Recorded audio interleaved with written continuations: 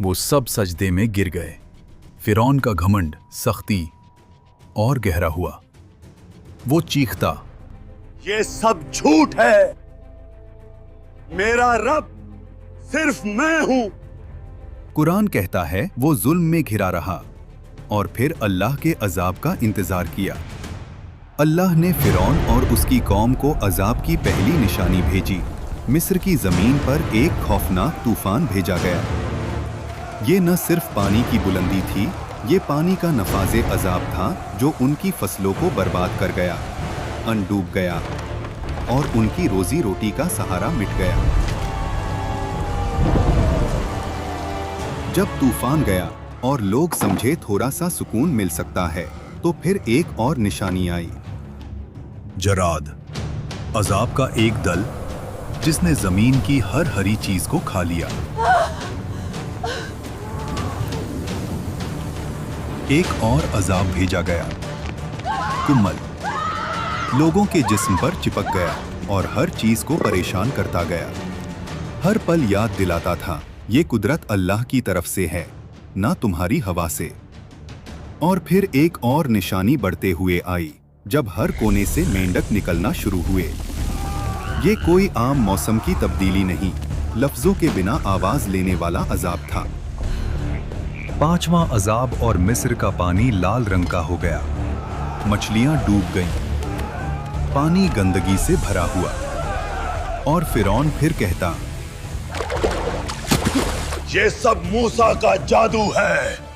कुरान में अल्लाह ने फिरौन पर भेजी गई निशानियों का जिक्र किया है, और इनमें सिर्फ अजाब नहीं बल्कि मूसा अलैहिस्सलाम के मोजिज़ात भी शामिल हैं। फिर अल्लाह ने मूसा अलैहिस्सलाम को कहा कि रात के वक्त अपनी कौम को लेकर मिस्र से निकल जाओ। कौम ने खामोशी से अपने घर, अपनी जिंदगी और तकब्बुर से निकलते हुए रास्ता रखा। न उनके पास ज्यादा सामान, न कोई तलवार, सिर्फ अल्लाह की मदद का यकीन। जब सुबह हुई और फिरौन ने देखा कि मिस्र से लोग गायब हो गए, उसका घमंड और जिंदा हो गया। इन्हें हम वापस पकड़ कर लाएंगे और दिखाएंगे कि हम ही ताकतवर हैं। कौम बनी इसराइल मूसा अलैहिस्सलाम के साथ समंदर के किनारे पहुंची। समंदर उनके सामने काफी गहरा नजर आता है। बनी इसराइल के लोग कहते हैं, हम फंस गए। ये खौफनाक पानी हमारी किस्मत का इंतजार कर रहा है और पीछे मौत का लश्कर।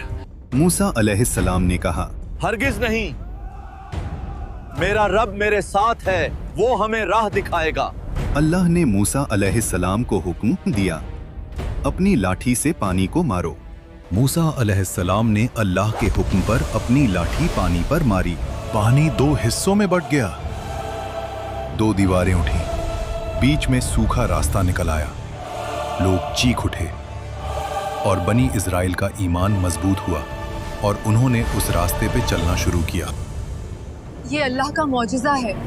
फिरौन और उसकी फौज ने वो रास्ता देखा, फिर भी उसने कहा, ये हम भी कर सकते हैं, इससे हमें कोई नहीं रोक सकता।